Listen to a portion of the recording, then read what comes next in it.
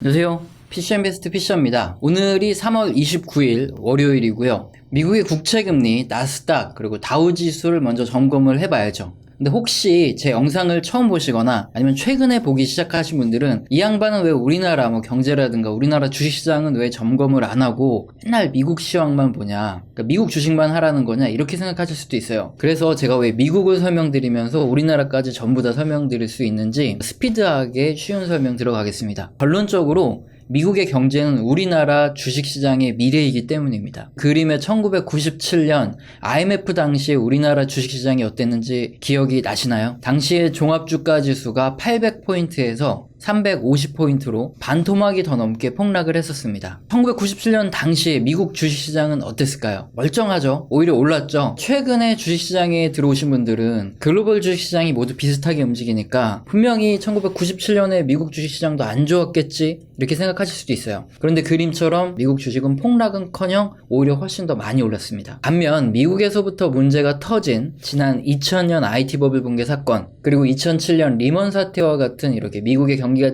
침체되고 주식시장이 폭락하는 구간에 우리나라 증시는 어땠죠? IT 버블과 2007년 금융위기 때 여지없이 거의 방토막으로 폭락했던 거 확실히 기억이 나실 겁니다. 그럼 제가 이런 얘기를 왜 해드렸느냐, 예를 들어서 우리나라 경제만 열심히 공부한 이런 전문가가 있다고 할게요. 우리나라 내년 경제도 좋아지고 주식시장도 더 좋아질 거다, 이런 결론에 딱 도달했어요. 코스피에 막 주택담보대출 받아가지고 몰빵을 했는데 미국은 전혀 안 본 거죠. 그래서 갑자기 미국에서 금융위기가 터져버리면 이제 코스피가 반토막 나고, 우리나라 경제만 공부하고 우리나라 주식시장에만 몰빵한 전문가는 그냥 알거지가 될 겁니다. 지난 2008년 금융위기가 딱 그런 사건이었어요. 당시의 뉴스 한번 찾아보시면은 2007년에 이제 수많은 경제학자 또는 전문가들이 우리나라 수출은 내년에도 좋아진다, 날로 증가할 수밖에 없기 때문에 주식시장이 3000포인트 간다, 이런 얘기가 굉장히 많았었거든요. 근데 미국이 무너지니까 여지없이 그냥 무너져 버렸죠. 이런 현상이 발생하는 이유는 뭘까요? 답은 우리나라는 수출로 먹고 사는 나라이고, 지금 그림처럼 미국의 수입이 증가할수록 우리나라의 수출이 증가하는 이런 구조이기 때문에 그렇습니다. 미국의 경제가 좋아서 수입을 많이 해줘야 결과적으로 우리나라의 수출도 잘 되고 주식시장도 오른다는 거죠.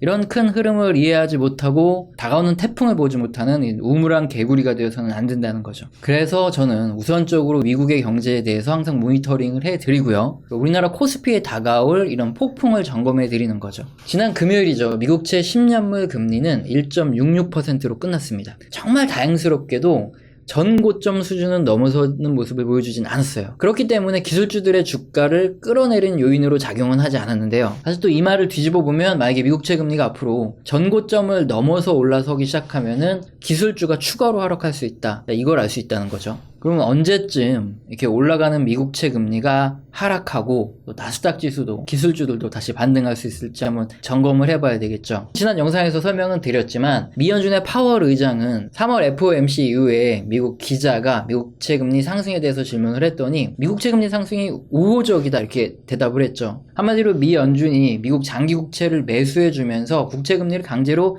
끌어내릴 가능성은 낮다는 말이죠. 그렇다면 지금부터 미국채 금리 상승 여부를 전망할 수 있는 것은 인플레이션 관련 발표되는 경제 지표들이겠죠. 물가 상승 속도가 앞으로 빨라질 만큼 경제가 호전되는 내용이 나온다면은 국채 금리는 더 빠르게 올라갈 수 있다, 이걸 알 수 있으니까요. 그러면 물가 관련 중요 경제 지표부터 보면 지난 3월 26일에 미국 경제분석국에서 PCE 개인 소비 지출 측정치가 발표됐습니다. 그리고 PCE 물가 지수도 발표가 됐어요. 그냥 이렇게 해서 계속 설명을 드리면은 PCE 같은 게 뭐냐 대체 하면서 슬슬 이런 전문 경제 용어에 짜증이 올라오기 시작하죠. 그래서 아주 쉽게 좀 풀어서 설명드릴 거예요. 그리고 이 내용 보시고 외우실 필요도 없습니다. 왜냐면 다음 시간에 또 이 지표 나오면 이게 뭔지 또 설명을 드릴 거기 때문에, 사실 또 안 그래도 외울 게 많은데 이런 거 외우느라고 진 빼지 마셔라, 이겁니다. 개인 소비 지출 측정치 PCE가 뭐냐, 좀 영어로 나와 있긴 하죠. 지금 그림처럼 식품이라든가 의류, 주택, 생활용품뿐만 아니라 측정이 객관적으로 좀 불가능할 수 있는 서비스라든가 금융, 교육, 여행이라든가 이런 모든 개인의 소비 지출을 포함하는 지표입니다. 그러니까 대형마트라든가 소매 판매점의 판매 실적을 계산하는 소매 판매 지표에 비해서 좀 더 포괄적으로 개인들의 소비를 측정할 수 있는 지표다, 이해하시면 됩니다. 술 먹고 음식 먹고 이러는 자영업 소비도 포함되어 있다, 이렇게 이해하시면 더 쉽겠죠. 그림의 3월 미국 개인 소비 지출 측정치 이 부분에 있는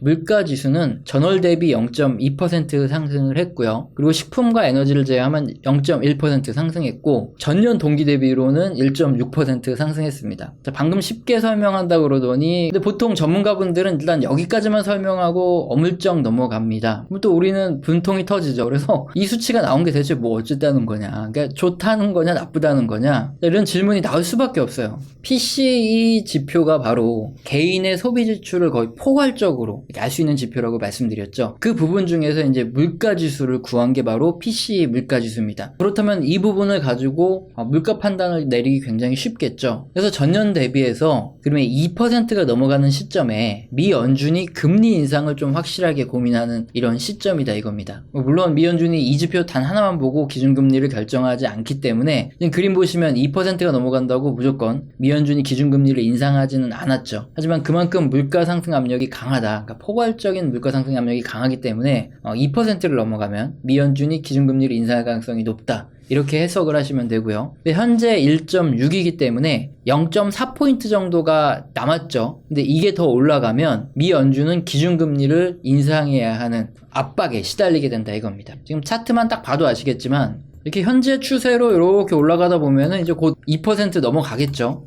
어쨌든 그래서 지금 발표된 PCE 지표는 물가가 이렇게 올라갈 수 있으니까 국채금리가 앞으로 더 상승할 수 있겠네, 이런 생각을 하게 만드는 지표다 이거고요. 그리고 PCE 개인 소비지출 측정치 지표는 이거 물가 지수도 중요하지만 PCE 지표 자체로도 굉장히 중요합니다. 그림을 보시면 미 연준이 최근까지 저금리를 유지하고 국채 매입을 지속해야 된다 이렇게 얘기했던 배경 중에 하나가 아직 코로나 이전 수준까지도 개인들의 소비 지출이 올라오지 않았다, 이것 때문이었거든요. 근데 그림 보시면 이미 전달에 개인 소비지출 측정치는 코로나 이전 수준을 넘어섰습니다. 근데 실제 미국의 자영업은 아직도 굉장히 어렵지만, 그러니까 온라인 상거래가 활성화되고요, 뭐 배달이 증가하고 이렇게 비대면 경제 규모가 증가하면서 코로나 이전의 경제 규모와 맞먹는 정도로 새로운 경제가 생겼다는 거죠. 이렇게 생각하고 이해하시면 쉽겠죠. 우리가 생각하기에 코로나 이전에 근처 술집에 가봤더니 손님이 바글바글한데 지금은 손님이 없어, 그러니까 뭐 경제가 안 좋은 거야, 단순하게 이렇게 생각을 할 수도 있지만 그게 아니라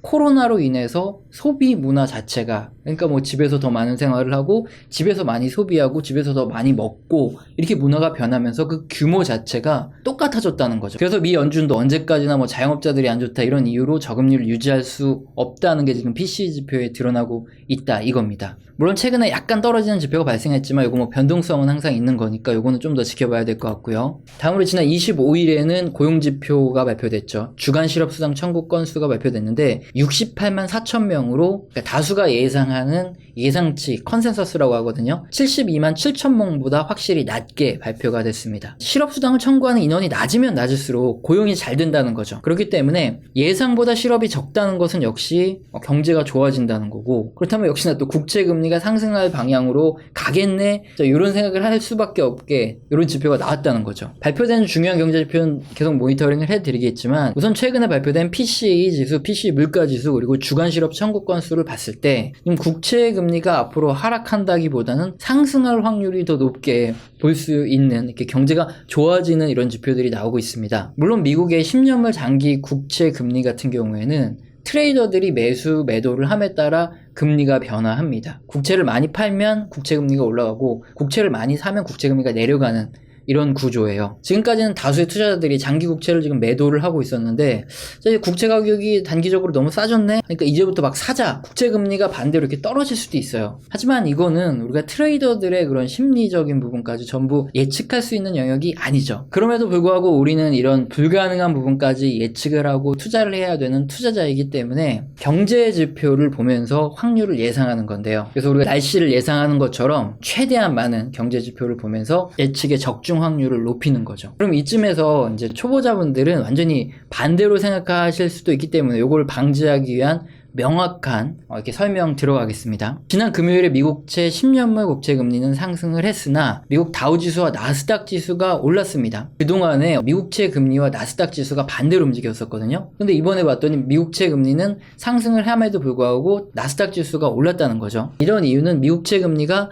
전고점 수준인 1.7%를 넘어서지 않고 이 정도 수준에서 안정이 되고 있는 거 아닌가, 이런 기대를 갖고 있기 때문이고요. 그럼 앞으로 미국채 금리가 너무 많이 올라가면 다시 또 기술주들이 조정받고 나스닥이 하락할 테니까, 그럼 미국채 금리를 우리가 예측할 수 있는 이런 요인들을 한번 점검을 해보는데, 일단 미 연준은 손을 쓰지 않을 거가 확실해졌기 때문에 PC 물가지수는 2%는 넘지 못했지만 1.6%로 상승 추세에 있고, PC 개인 소비 지출 측정치도 코로나 이전 수준을 회복했다는 거죠. 여기에 주간 실업 청구 건수도 예상보다 더 적게 나왔기 때문에 어쨌든 지금 발표되는 경제 지표들은 미국의 경기 회복이 진행되고 있다, 이걸 말해주고 있습니다. 그래서 미국채 금리가 앞으로 추가로 상승할 가능성도 굉장히 높다, 이렇게 볼 수 있고요. 그래서 당분간 나스닥 지수와 기술주들은 주가가 오르락 내리락, 크게 방향성을 잡고 한 방향으로 가는 게 아닌 오르락 내리락 하는 이런 변동성이 큰 장이 펼쳐질 가능성이 크다, 이거죠. 그럼 여기서 우리가 생각을 하나하나 확장을 해볼 수가 있거든요.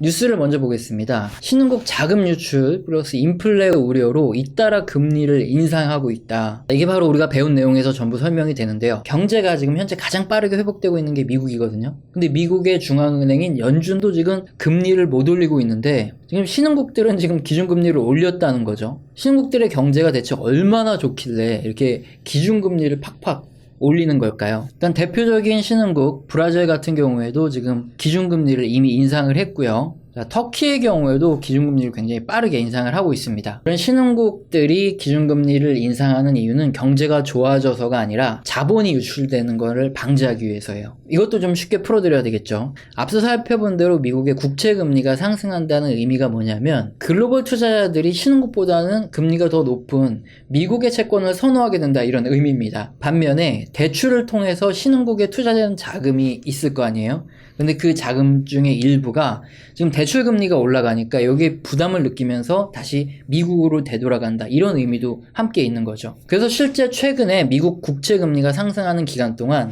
신흥국 시장에서 하루 평균 약 3,300억 달러의 글로벌 자금이 이탈이 된 것으로 조사가 되고 있습니다.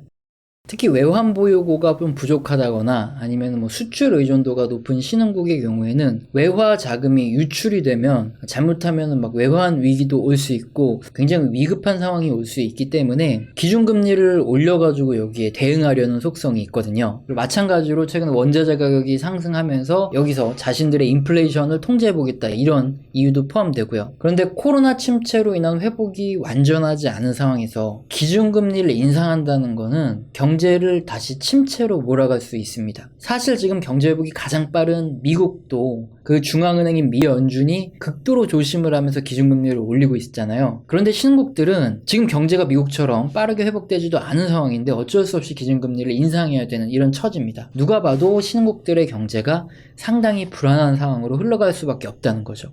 그리고 글로벌 투자자들이 보기에도 바보가 아닌 이상 당연히 신흥국 주식 및 채권 시장에서 자금을 빼고 요걸 선진국으로 이동하려 하겠죠. 그래서 최근에 미국 장기국채 금리가 상승할 때 하루 평균 신흥국에서 약 3,300억 달러의 자금이 이탈된 이유이기도 한 거죠. 그런데 우리 입장에서는 브라질이 중요하고 터키가 중요한 게 아니죠. 우리나라는 어떠냐, 이게 중요한데, 사실상 우리나라는 반도체 및 주요 부품 등 이런 중간재를 생산하기 때문에, 그러니까 1차, 2차 산업을 하는 여타 신흥국과는 좀 차원이 다르죠. 하지만 지금 그림처럼 MSCI에서 구분하는 신흥국 지수에는 또 우리나라가 당당히 이름을 올리고 계십니다. 그래서 신흥국 주식시장에서 자금이 이탈돼 나가면 어쩔 수 없이 우리나라에서도 그냥 포트폴리오 구조상 같이 자금이 이탈된다, 이겁니다. 그래서 수급 동향을 보면 지난 3개월 동안 외국인들은 꾸준히 우리나라 주식을 내다 파셨는데, 지금처럼 이렇게 미국채 금리가 계속 상승하는 동안은 여전히 앞으로도 우리나라 주식시장에서 외국인들의 매도세가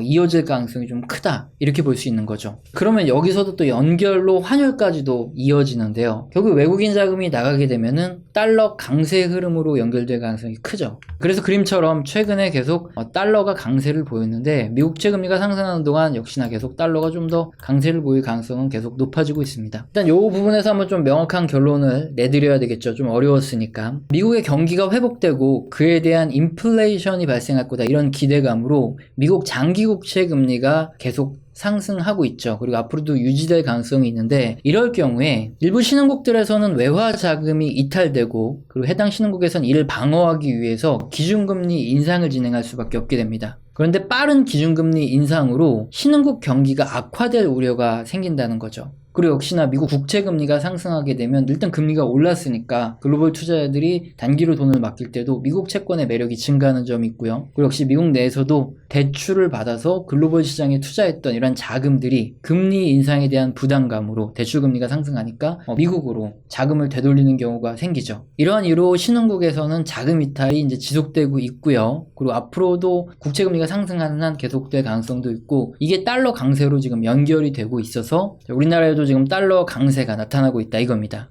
그래서 이렇게 사고를 연결하다 보니까 신흥국 비중을 좀 줄이고 제가 미국의 비중을 늘려야 될 때다, 이전 영상들부터 계속 말씀을 드렸는데 왜 이렇게 해야 되는지 지금 경제 현상으로 계속 나타나고 있는 거죠. 일단 내용이 너무 길어지는 것 같아서 오늘은 1, 2부로 나눠야 되겠네요. 그리고 다음 시간에는 여기서 연결된 사고를 한 가지 더 확장을 시켜서 미국의 반도체 굴기에 따른 우리나라 삼성전자의 영향, 그리고 유럽 자동차 회사들의 배터리 내재화에 따른 우리나라 배터리 기업들의 영향 등에 대해서도 한번 알아보겠습니다. 오늘 영상도 마음에 드셨다면 구독과 좋아요는 꼭 눌러주시고요. 지속적으로 시청 부탁드립니다. 감사합니다.